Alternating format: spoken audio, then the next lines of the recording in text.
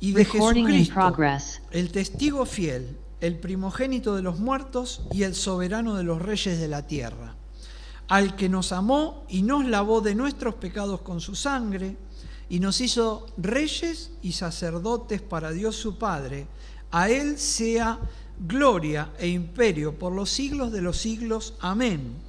He aquí que viene con las nubes, y todo ojo le verá, y los que le traspasaron, y todos los linajes de la tierra harán lamentación por Él. Sí, amén.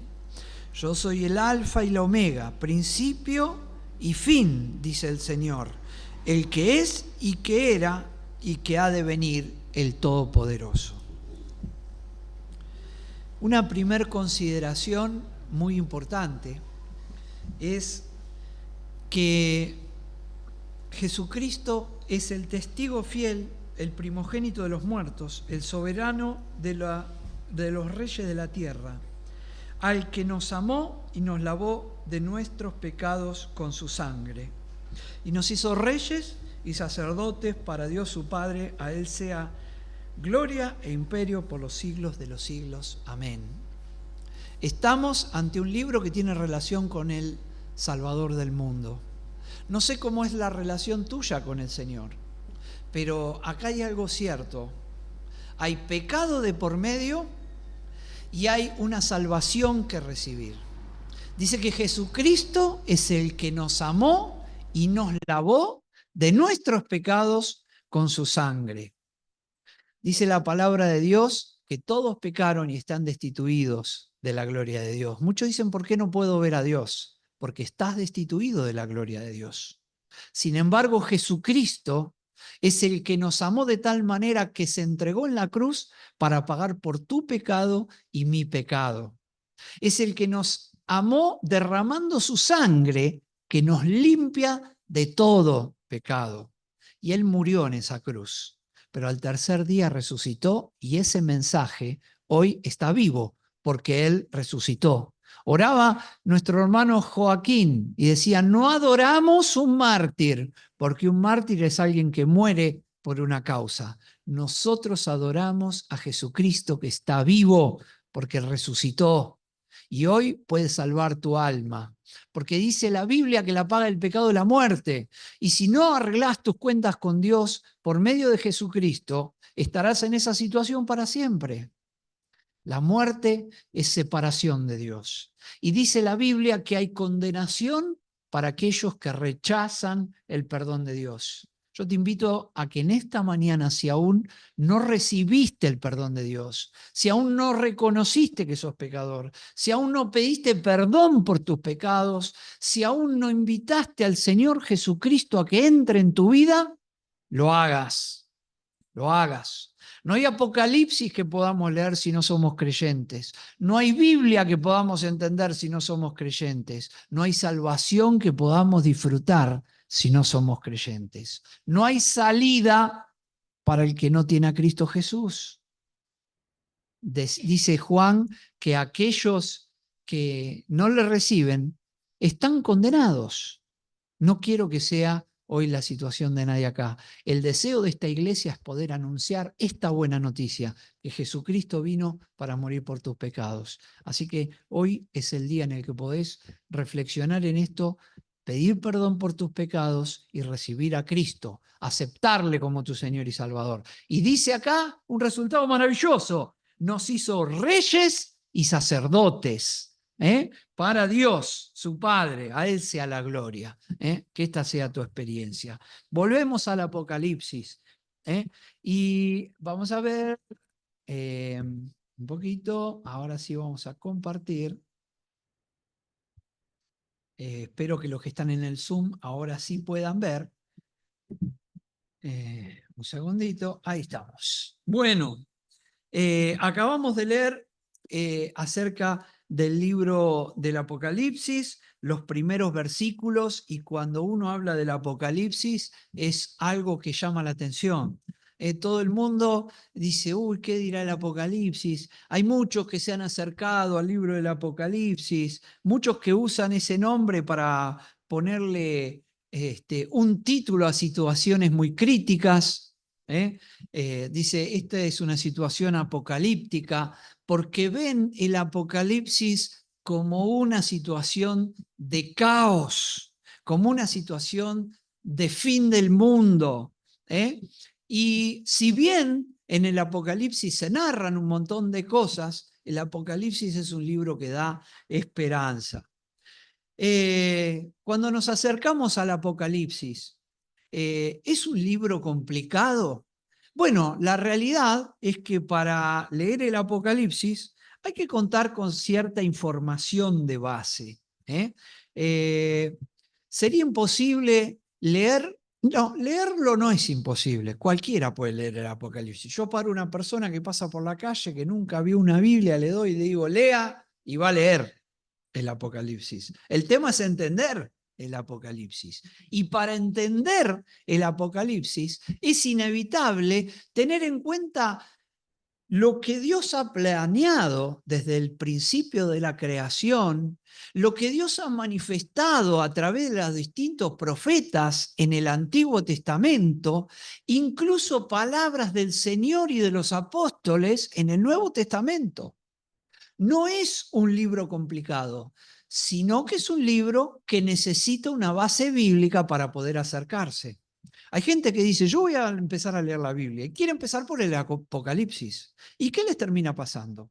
O terminan interpretando cualquier cosa, o se terminan asustando por las situaciones críticas que se ven en el Apocalipsis, o se termina desilusionando porque dice, no entiendo nada, no entiendo nada.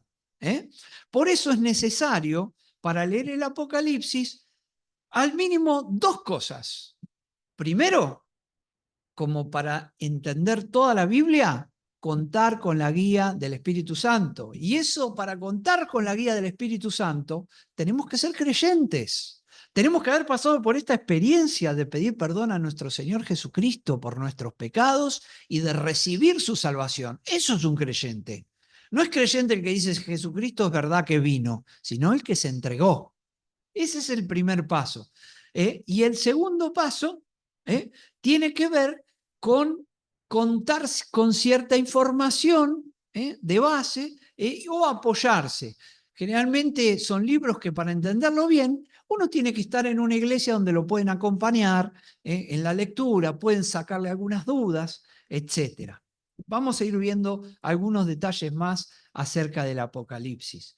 Lo segundo que tenemos para decir, cuando leemos el versículo 1 del capítulo 1 de Apocalipsis, comienza con una palabra, o bueno, dos, o cuatro. Vamos a leer las primeras cuatro. ¿Qué dice? La revelación de Jesucristo. Y Apocalipsis lo que quiere decir es revelación, no caos. No es una palabra que quiere decir caos, fin, sino revelación. Viene de una palabra griega que es apocalipsis, bastante parecida a apocalipsis, que significa quitar el velo, correr el velo. Y ¿saben una cosa?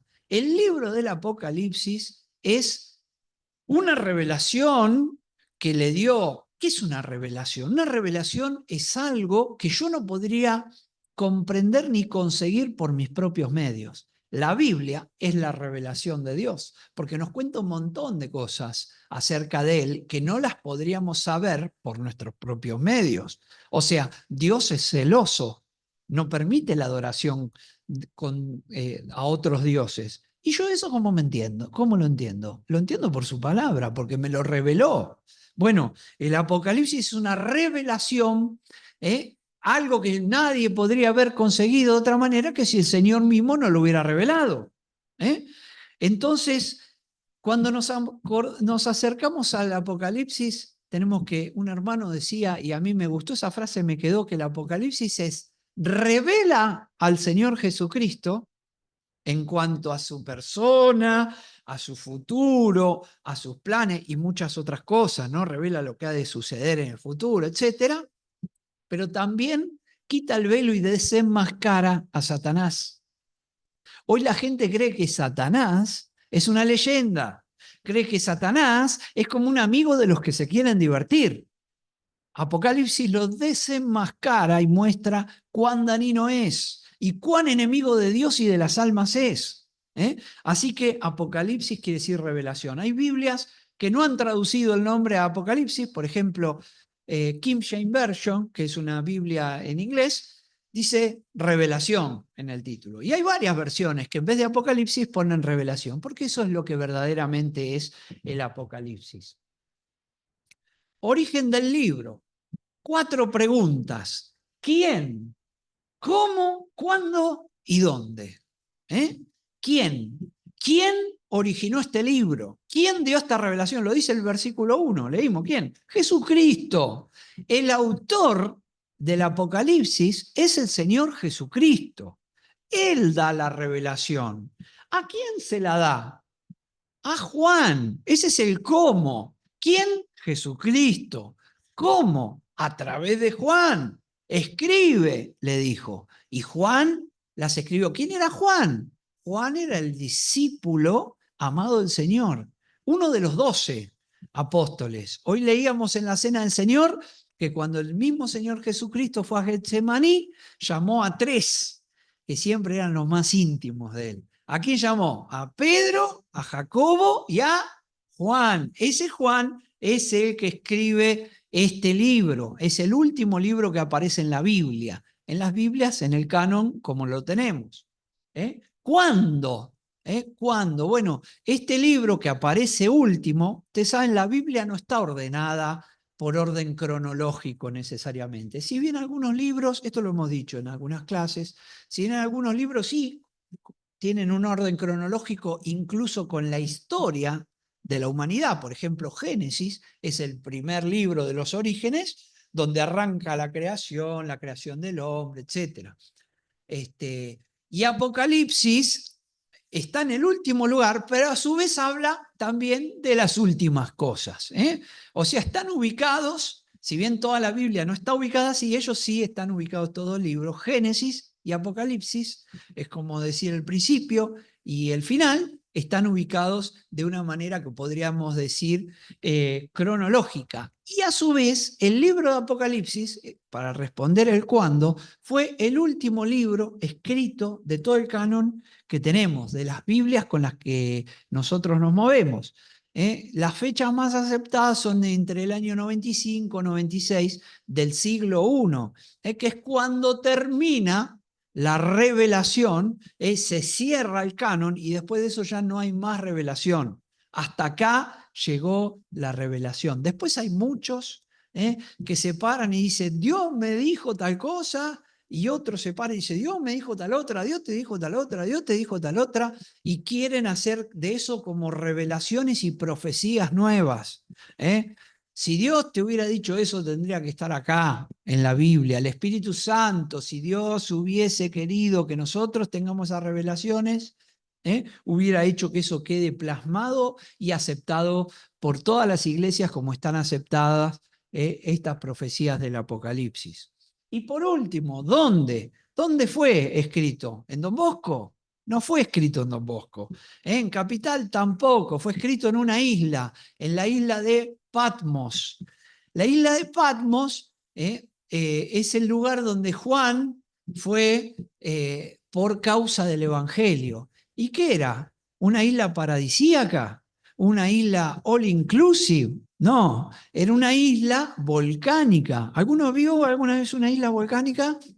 Es toda negra, no tiene plantas. Es un lugar muy difícil para poder vivir. Y el apóstol Juan, que ha sido un creyente con un valor, se me pone la piel de gallina, y una entrega al Evangelio tremenda, nunca negó al Señor Jesucristo. Fue el único de los discípulos del Señor Jesucristo que murió naturalmente, el resto fueron todos martirizados. Y no es que a él, dicen que hasta fue milagrosa su muerte, porque a él sí intentaron matarlo varias veces y no pudieron, el Señor lo sostuvo vivo.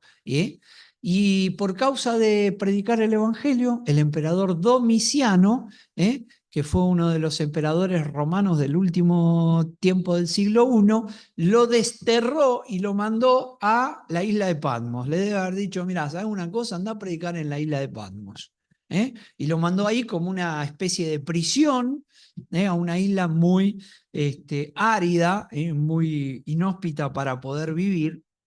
Y bueno, en ese lugar es donde la obra tampoco se pudo parar. Quizás no había nadie para predicar, pero miren la joya que dejó el apóstol Juan escrita por una revelación de Jesucristo. Hermanos, no importa dónde estemos, el Señor está con nosotros. El Señor está con Juan, el Señor está con todos los que creen en su nombre. No importa si estás en un lugar lindo, si estás en un lugar feo, yo estoy con vosotros todos los días hasta el fin del mundo, dijo el Señor Jesucristo. Y esto es lo que experimentó Juan al tiempo de leer, al tiempo de escribir el Apocalipsis. Muy bien, vamos a avanzar con algunas consideraciones del libro. ¿Quiénes son los destinatarios de este libro? Bueno, los destinatarios principales de este libro, del libro del Apocalipsis, son las 7 iglesias. Fíjense cómo en el versículo 4 del capítulo 1 dice a las 7 iglesias que están en Asia. Este Asia no era el Asia que hoy conocemos, donde está China, Corea y todos los países asiáticos, sino que era Asia Menor del tiempo del Imperio Romano. Y allí están, allá podrán ver, ven que está ahí al costadito de Grecia, para que se ubiquen más o menos. No sé si se ve por acá. Por acá estaba Jerusalén. Está el día de hoy Jerusalén. Y estas 7 iglesias que forman como, fíjense que forman como una especie de circulito, allí, estas 7 iglesias fueron las destinatarias, pero fueron las destinatarias primarias de este libro, porque cuando estudiemos las cartas, y no lo vamos a estudiar hoy para que vengan, cuando estudiemos las cartas van a ver allí un montón de mensajes preciosos para el día de hoy, porque las cartas de estas, hacia estas 7 iglesias, hay tres visiones que uno le tiene que aplicar. La primera visión es que el mensaje directo a esa iglesia, primera aplicación de esa carta, a la iglesia del siglo I de cada una de esas ciudades. Estas eran todas ciudades: Éfeso, Esmirna, Pérgamo, Tiatira, Sardis, Filadelfia y Laodicea. Primero, mensaje directo para estas iglesias por cosas que estaban pasando en esas iglesias en ese tiempo. Segundo, mensaje de aprendizaje a través de los mensajes a esa iglesia para la iglesia de hoy. Cada una de esas iglesias, cada una de esas cartas a esas 7 iglesias tiene enseñanza para los creyentes de hoy. Para vos y para mí. Para vos y para mí. Y por tercer lugar, uno puede ver en las cartas, hermanos que han estudiado bastante el detalle y que han observado desde nuestros días hacia atrás, han visto como una cronología de la historia de la iglesia en cada una de esas cartas. Éfeso, la primera de las iglesias, una iglesia que había empezado a perder el primer amor, no voy a meter mucho, dije, y podemos contar la última, la Odisea, una iglesia fría, profesante, una iglesia que prácticamente al Señor lo dejó a un costado. Entonces, todas las iglesias intermedias, Esmirna, Sardis, Pérgamo, etcétera, reflejan por las situaciones que están viviendo distintos periodos en lo que ha sido la historia de la iglesia. La iglesia pasó por muchos periodos, pasó por periodos de enfriamiento, periodos de persecución tremenda, como es la iglesia de Esmirna, periodos de resurgimiento espiritual, como es la iglesia de Filadelfia, una iglesia chica pero resurgida espiritualmente. Y también estamos entrando, ya estamos bien adentro de la iglesia de la Odisea, iglesias profesantes que se llenan, pero el Señor muchas veces no está dentro. Eso es una responsabilidad de cada uno de los creyentes. Por eso, hermanos, siempre cuidemos la palabra, porque al final lo que importa es lo que dice Dios, no lo que decimos nosotros. Lo que importa es lo que Dios nos enseña y nos manda. Y estos lugares no han sido lugares de leyendas. Estas 7 iglesias no son leyendas, no son iglesias que no existieron, ciudades que no existieron. Éfeso, la pueden ir a visitar hoy. Esmirna, la pueden ir a visitar hoy. Pérgamo, la pueden ir a visitar hoy. Estas son ruinas del templo de Trajano en Pérgamo. Me gustó, por eso lo anoté ahí. Los ciudadanos romanos tenían que ofrecer incienso al emperador una vez al año, por lo que se les entregaba un certificado que demostraban que habían cumplido con su deber cívico en Pérgamo. Ahí había que adorar al emperador. Tiatira, Sardis, todavía hay ruinas, Filadelfia y la Odisea de esas iglesias históricas. Así que este es, de alguna manera, el compendio general en cuanto a lo que han sido las iglesias destinatarias originales, siempre teniendo en cuenta que cada una de las aplicaciones y enseñanzas de estas iglesias pueden aplicarse a nuestros días. Son hermosas las cartas y tienen, como van a ver, una estructura donde el Señor primero se presenta y en cada una de ellas se presenta de manera distinta, no se presenta igual a la iglesia de Éfeso que a la iglesia de Filadelfia.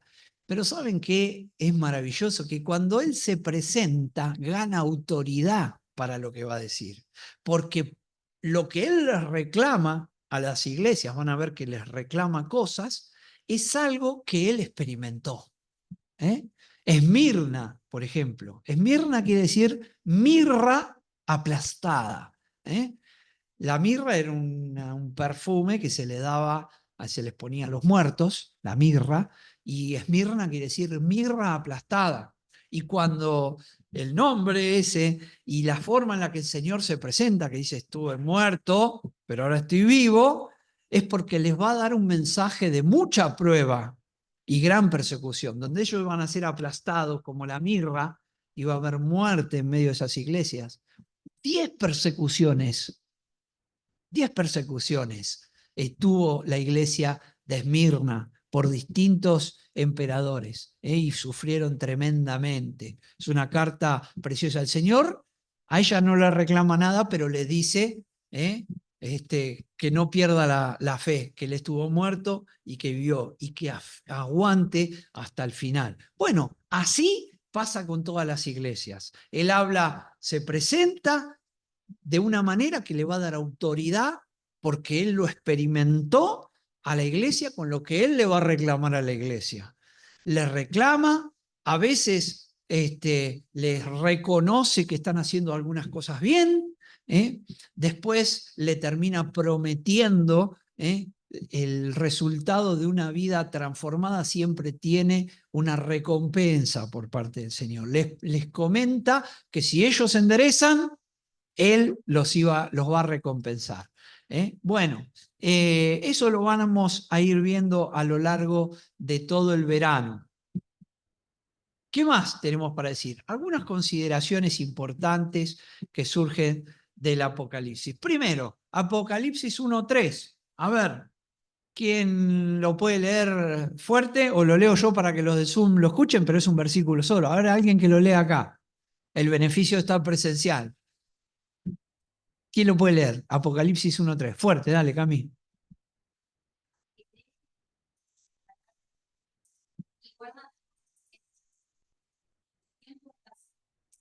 Muy bien. Bienaventurados los que leen y oyen, o oyen y leen, como dice, el que lee y los que oyen las palabras de esta profecía. ¿Saben una cosa? Miren que lo que es el libro del Apocalipsis. Es algo que da dicha leerlo. ¿Qué es bienaventurado? Dichoso.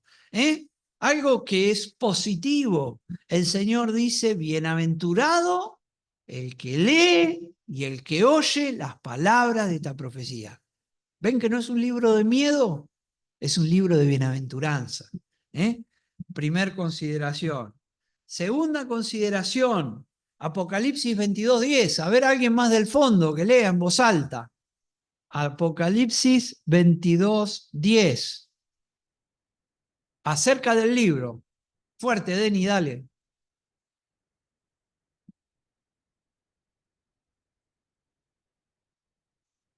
Y me dijo, no selle la palabra de la profecía de este libro, porque el tiempo está cerca. Es un libro que no está sellado. ¿Qué quiere decir que es un libro que no está sellado? Quiere decirse que es un libro accesible. Dios quiere bendecir y no pone obstáculos para que uno se acerque a este libro. ¿Y por qué hay que acercarse a este libro?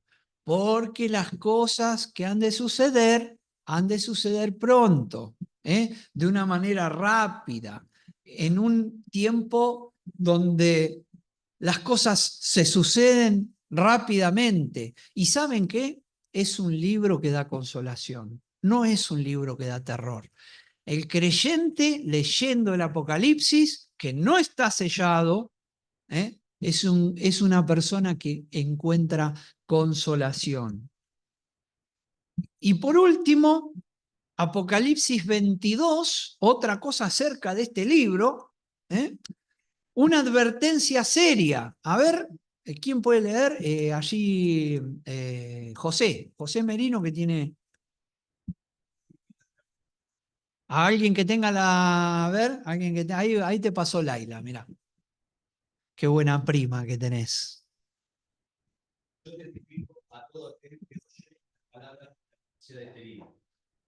Seguro, añadiré a estas cosas, Dios traerá sobre él las plagas que están escritas en este libro. Y si alguno quitare de las palabras del libro de estas profecías, Dios quitará su parte del libro de la vida y de la santa ciudad y de las cosas que están escritas en este libro. Perfecto. Entonces, es un libro solemne, es un libro sagrado con advertencia. Miren, a la palabra de Dios nadie puede agregarle ni bueno, por ahí dice ni una tilde, ni una jota, que son las letritas más chiquitas, que tenía el pueblo judío. Eso es un término judío, aunque la Biblia fue escrita en griego, el Nuevo Testamento. Pero acá, cuidado, dice el Señor, con lo que vas a agregar, no podés ni agregar ni quitar nada. Hermanos, se dan cuenta, ¿no? El peligro de andar profetizando cosas que no son. Se dan cuenta el peligro de torcer la Biblia. Y este libro es un libro solemne. El Señor quiere bendecir, el Señor no oculta nada porque lo deja sin sellar, pero el Señor también te advierte. Ojo con lo que vas a hacer con este libro. Así que es un libro maravilloso. Un bosquejo, así no podemos estudiar el libro. Yo creo que estaría muy lindo estudiarlo, pero en una mañana es imposible.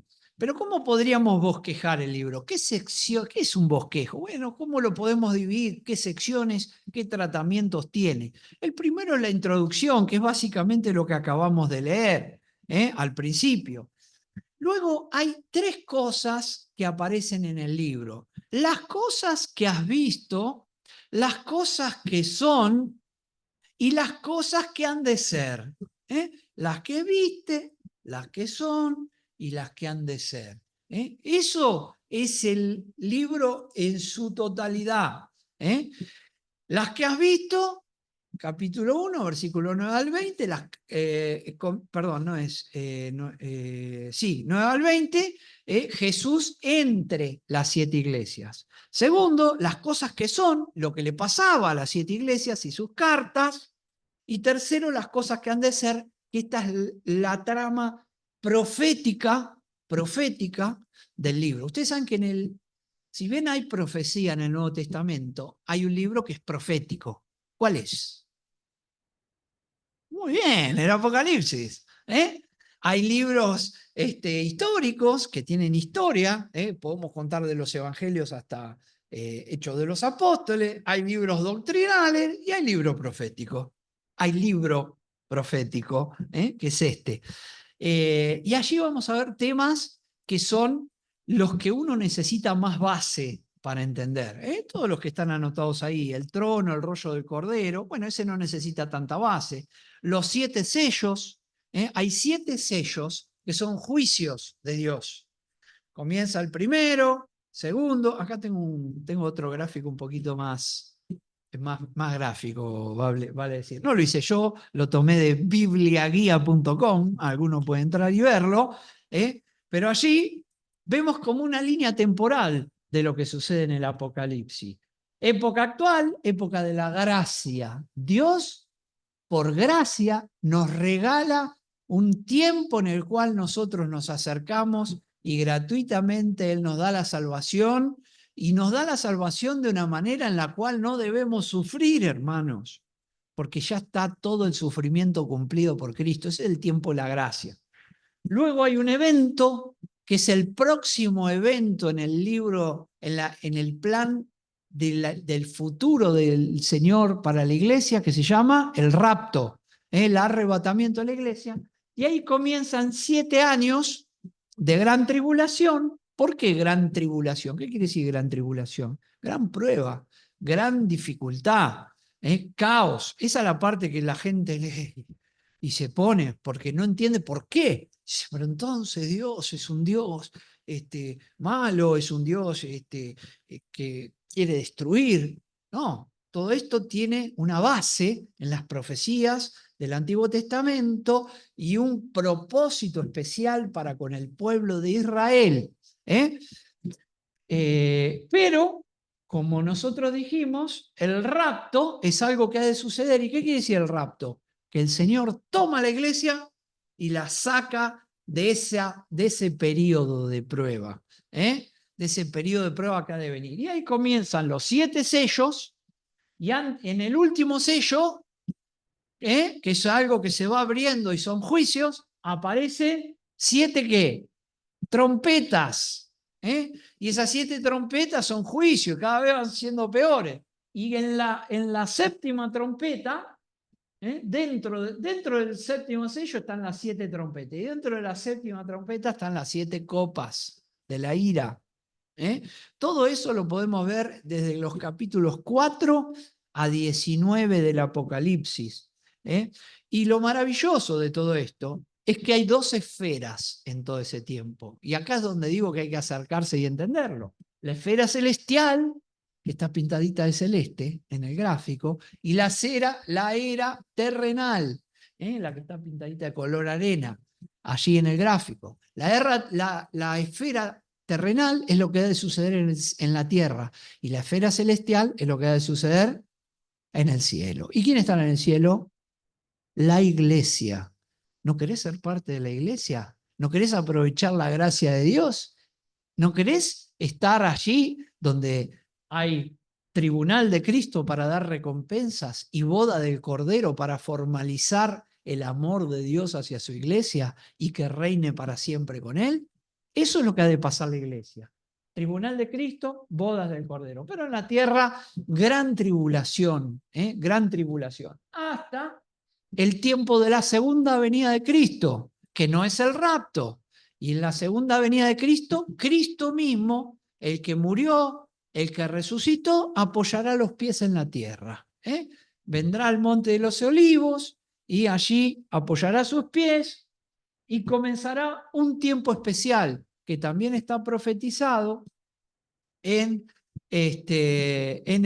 a partir del capítulo 20, que es el tiempo del milenio. 1000 años donde Cristo reinará y mostrará cómo esta tierra tan maravillosa que tenemos es un lugar precioso cuando está gobernada bien, y cumplirá así también profecía del trono de David, de un reinado perpetuo, un reinado de 1000 años. Y Cristo vendrá ya no como siervo sufriente, sino como juez, para castigar el pecado, y todo ojo le verá y habrá que adorarlo.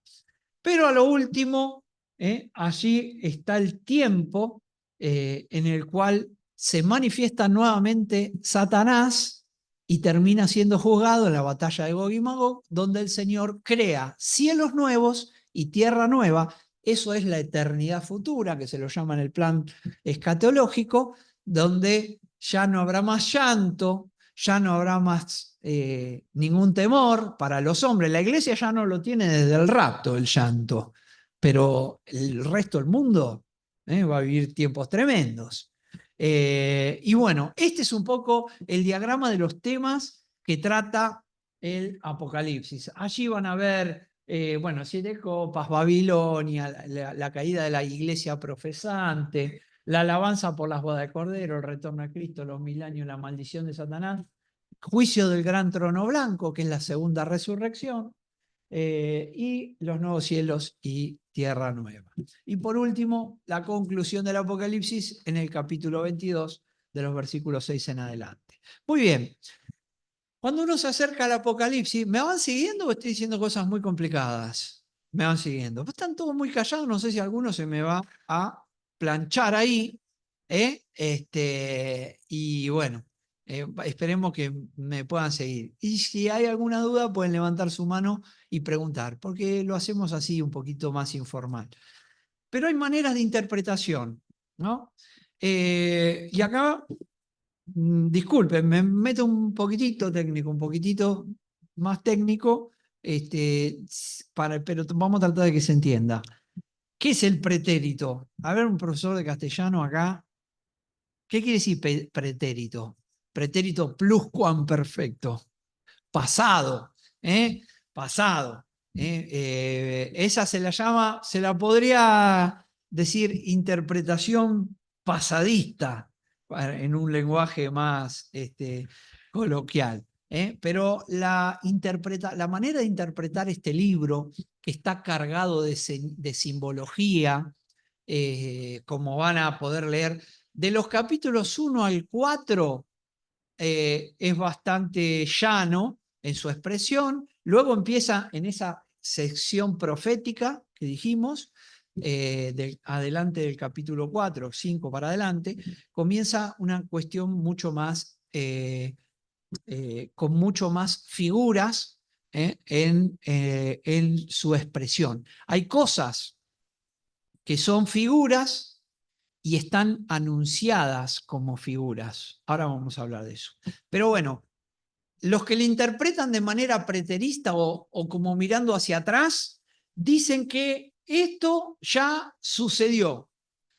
Todo esto que dice en el Apocalipsis ya sucedió y que el propósito de esas cosas que ya sucedieron es consolar, fue escrito en lenguaje simbólico y que es consolar a los creyentes como para que pudiesen el día de mañana seguir adelante. Y si bien Apocalipsis es un libro de consuelo, porque si yo miro lo que pasa en la tierra y miro la gran salvación que me dio a mí el Señor Jesucristo, me doy cuenta que es un libro de consuelo.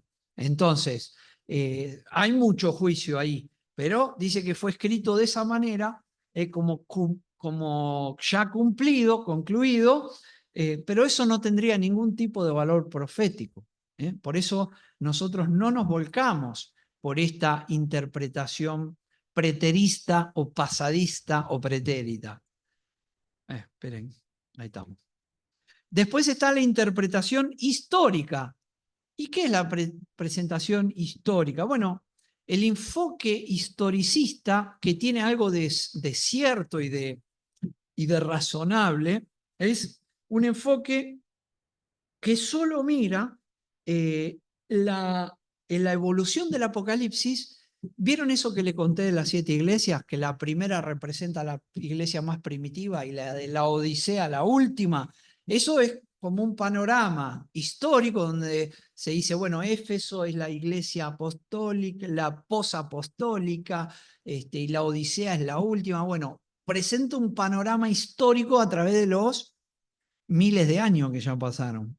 Bueno, lo que dice la teoría historicista es todo es de esa manera, y está referido a la historia y la evolución de la iglesia.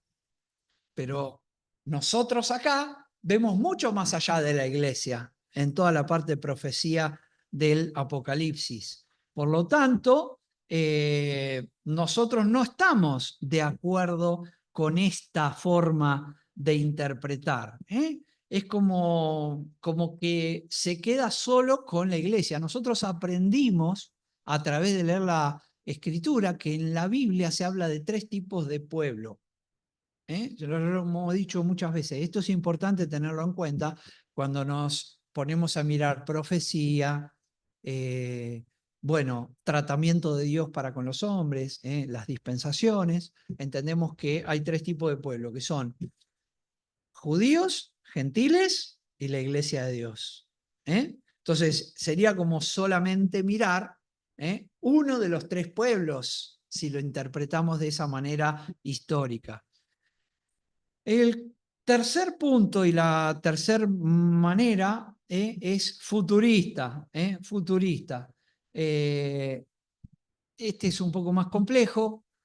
Uno era pasadista, el otro es futurista. Están los futuristas que dicen que, salvo los 3 primeros capítulos, que son los capítulos así más llanos donde está lo que leímos, más las cartas de las 7 iglesias, el resto se cumplirá después de la segunda venida de Cristo. O sea, toda la parte, esos son los futuristas simples, toda la parte de la gran tribulación y todo eso, como que dicen que va a pasar después de la segunda venida de Cristo. Otros futuristas extremos consideran que los 3 primeros capítulos son una predicción y que todo eso también va a pasar después de la segunda venida de Cristo. Y después están los medio tribulacionistas que dicen que la iglesia va a pasar una primer parte de la tribulación y después en el medio de la gran tribulación, ¿se acuerdan que eran 7 años, 3 años y medio? Ahí la iglesia ya no va a estar, pero tampoco estamos de acuerdo. La verdad que habría que hacer un estudio del arrebatamiento pretribulacional. No sé si ustedes han visto, porque lo recomendamos ver acá, una conferencia que dio la gente de Llamada de Medianoche, que estuvo muy bien, yo la vi, acerca del rapto, interpretado como lo interpretamos seriamente, de una manera histórica, literal, que es que Cristo va a raptar a la iglesia antes de la gran tribulación. Después tenemos la interpretación idealista, que dice que son todas figuras, y como son todas figuras, espiritualizan todo y dice, bueno, es como un mensaje, si yo veo las estrellas que caen del cielo, bueno, eso es como una señal para mí de que me puede ir mal si yo no obedezco a Dios, por ejemplo. Pero eso es una interpretación personal, alegórica. Están los que es todo como idealista, todo lo que leen dicen, no, bueno, esto en realidad no es como dice ahí, es para que vos entiendas tal cosa. La Biblia no se interpreta así, porque así después vienen las doctrinas que se tuercen. Y por último, la interpretación literal sencilla, la dejamos a lo último porque es la que nosotros avalamos. ¿Y qué es una interpretación literal sencilla? Que yo agarro, leo, y lo que dice ahí es lo que va a pasar. Y cuando hay una figura, por ejemplo, la Biblia dice, y escuché la voz de Dios como ruido de muchas aguas, por ejemplo. Ahí dice, como ruido de muchas aguas. No es que la voz de Dios venía a través del ruido de muchas aguas. Se entiende que hay una figura. Y vi una mujer, no sé, que cabalgaba la bestia, no, ese es literal, pero hay un montón de figuras que van a ver que dice, vi cómo esto, o era semejante a, etcétera, que son, ahí sí, tenemos que dejar lo literal y entender que hay una figura de dicción. Así se interpreta toda la Biblia. Toda la Biblia se lee de manera literal, porque Dios no necesitaría confundirnos. Si Dios se quiere revelar, ¿por qué nos va a confundir? Y cuando es algo que es figurado, como decía, el Señor les refirió una parábola, se entiende que es figurado porque lo dice la Biblia. Bueno, muy bien. Vamos un poquito más. 8 profecías con consumación en Apocalipsis. Apocalipsis no solo son profecías hacia el futuro, sino que es el cumplimiento de profecías hechas en el pasado también. En Génesis capítulo 3, versículo 15 de las Biblias de ustedes, cuando el hombre cae en pecado y allí viene un juicio de Dios, entre medio de ese juicio de Dios que cambia las condiciones como vivía el hombre y se pasa de un estado de inocencia a un estado de conciencia, allí el Señor dice que la simiente de la mujer aplastaría la cabeza de la serpiente. Y es lo que esto se consuma en el libro de Apocalipsis. Lo vemos consumado. ¿Cuándo? Vemos la destrucción total del diablo al final del milenio. Ahí vemos cómo es lanzado al lago de fuego. Y previamente a eso vemos dos personajes más relacionados con el diablo, también lanzados al infierno. El falso profeta y la bestia. Muy bien. Luego, otra profecía, el Señor cuando hace la profecía de la iglesia, que la nombra en el Evangelio de Mateo, dice, las puertas del Hades, ¿qué es el Hades? La morada de los muertos. Las puertas del Hades no prevalecerán sobre la iglesia. ¿Y eso qué quiere decir? Que la iglesia será quitada de tribulación, que la iglesia no pasará por ese tiempo de prueba. Consumada esa profecía también en el Apocalipsis. Tercer profecía que se ve su consumación en el Apocalipsis. Una iglesia que ya no está en la tierra. En 1 Tesalonicenses, capítulo 4, versículos 13 al 18, vamos a leerlo para recordarlo. Nunca está de más recordar este pasaje. Así que lo vamos a leer, a ver alguna dama que lea. No sé si Sonia podés leerlo vos. 1 Tesalonicenses 4, 13 al 18. Es un pasaje muy conocido. Y ahora le voy a explicar algo de esto, del Apocalipsis. A ver quién lo tiene. 1 Tesalonicenses 4, 13 al 18.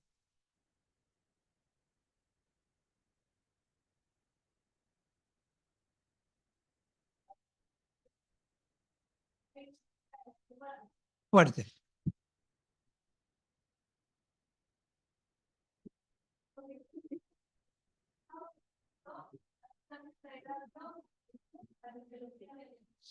Por lo cual os decimos en palabras del Señor, que nosotros que venimos, que habremos quedado hasta la venida del Señor, no descreeremos a los que nos vienen.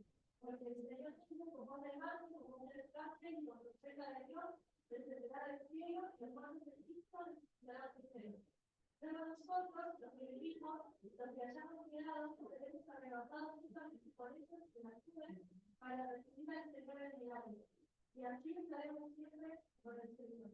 Por tanto, alentamos los unos a los otros con estas palabras. Perfecto, gracias Juli. Y acá vemos, que lo hemos leído infinidad de veces en nuestra iglesia, el tiempo del arrebatamiento, pero lo leemos de nuevo por si alguien no lo había escuchado. Y el tiempo del arrebatamiento, los que están en Cristo, los que creen en Cristo y hayan muerto, resucitarán primero para irse con el Señor. Y ahí nomás, en un abrir y cerrar de ojos, los que estén vivos en ese momento, los que estemos vivos, seremos transformados conforme a ese cuerpo glorioso del Señor Jesucristo. Y todo esto es concordante con que la iglesia no aparece en todo el periodo de gran tribulación en la tierra, sino que está en el cielo glorificada. A partir del capítulo 4 para adelante no van a ver más, no se menciona más la iglesia, porque la iglesia no es lo mismo que Israel y no es lo mismo que los gentiles, es otro pueblo. Entonces, esta profecía se consuma en el tiempo profético, esta profecía de 1 Tesalonicenses se consuma en el tiempo profético narrado por el Apocalipsis. ¿Qué más? Daniel 9, 27. Se habla, puse tribulación con ese, no lo lean. Escribí, ayer anoche estaba escribiendo algunas cosas acá, perdón. Daniel, y esto es lo que decimos que para entender algunas cosas de la parte profética hay que tener base bíblica, uno no puede leer Apocalipsis sin leer Daniel. No puede leer Apocalipsis sin haber leído Daniel, porque Daniel nos cuenta varias cosas que luego en Apocalipsis se hacen realidad, pero entendemos el por qué. Esta de la gran tribulación, con C, se escribe, nos habla una profecía muy conocida y muy importante, central de la Biblia, que se llama la profecía de las 70 semanas. Y la semana 70, no vamos a otro pendiente, Pedro, ahí que anotar pendientes para enseñar las profecías del Antiguo Testamento, porque 70 semanas es muy importante. Pero la semana 70 es la semana de años, porque se cuentan en semanas de años. Si es una semana de años, ¿cuántos años son? Una semana, ¿cuántos días tiene? Y si es una semana de años, ¿cuántos años son? 7, muy bien. 7 años que sucede la gran tribulación. ¿Y para qué la gran tribulación? Para que el pueblo de Israel logre arrepentirse y entender que estaba engañado por Satanás. No tenemos tiempo acá de desglosar la gran tribulación. Ezequiel capítulo 28, 14 al 19, nos habla de cómo fue la caída de Satanás y de cómo será su fin, y eso sucede como decíamos, al final del milenio, donde Satanás es destruido, y a lo largo de todo el Apocalipsis, Satanás es desenmascarado. ¿Qué quiere decir desenmascarado? Se te cayó la careta, porque primero dijiste que vos ibas a traer todas las soluciones para los hombres, que ibas a restaurar al pueblo de Israel, te hiciste alianza con ellos, todo eso está escrito. Ellos van a reconstruir el templo que hoy no tienen, con ayuda de este señor, y luego se van a dar vuelta. Él se va a dar vuelta y va a reclamar adoración para sí y se va a sentar en ese templo. Abominación desoladora. Y ahí ya no es más en misterio, es todo revelado. Lucas 20, 21 al 24, también se habla del fin de los tiempos de los gentiles. ¿Qué es los tiempos de los gentiles? Y los tiempos de los gentiles en realidad es el gobierno gentil. ¿Quiénes son los gentiles? Los que no son ni la iglesia ni el pueblo de Israel. Dios gobernaba la tierra y lo hacía a través de profetas de Israel, lo hacía a través de manifestarse junto al pueblo de Israel, por ejemplo, en el tabernáculo, pero después, cuando Israel da la espalda, comienzan los tiempos de los gentiles, donde el gobierno ya es gentil, de gente que no tiene nada que ver con Dios. Y todo eso termina. ¿Cuándo termina el tiempo de los gentiles? Cuando comienza el milenio. Ahí termina el tiempo de los gentiles, porque los gentiles ya no gobiernan más, no tienen más el poder sobre esta tierra. ¿Por qué? ¿Quién gobierna a partir de que empieza el milenio? Jesucristo. También profecía cumplida. Bueno, la segunda venida del Señor Jesucristo a la tierra, la pueden leer en Judas 14 y 15, y Génesis 12, hay un montón de promesas a Abraham que son cumplidas. Serás bendición, serán benditas en ti toda la familia de la tierra. Hay varias promesas hechas a Abraham que son ya consumadas al final de la gran tribulación en Apocalipsis. Hermanos, llegamos hasta acá. Yo creo que si les sigo hablando me tiran con algo. ¿Cuál es la idea? La idea es que sepamos que Apocalipsis es un libro de bendición, sepamos que Apocalipsis no es un error en los cálculos de Dios, sino que es algo que es la consumación de las profecías bíblicas. que sepamos que Apocalipsis es un libro de consolación.